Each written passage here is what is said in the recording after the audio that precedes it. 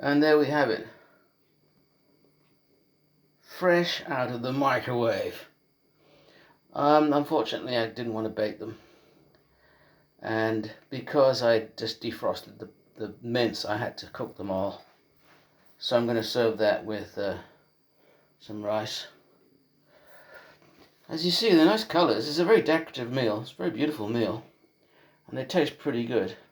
Of course, best baked, but it takes too long. I did this, I think, 7 minutes in the microwave. Beef mince, sweet bell peppers, very spicy mince meat. I put a lot of chili, I put a lot of black pepper, I put some ginger and garlic.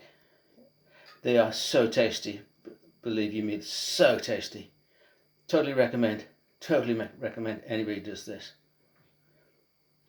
Not so time consuming and very delicious. Yeah. Yum yum.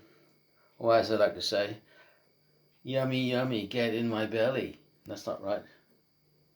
Catch you, buddies.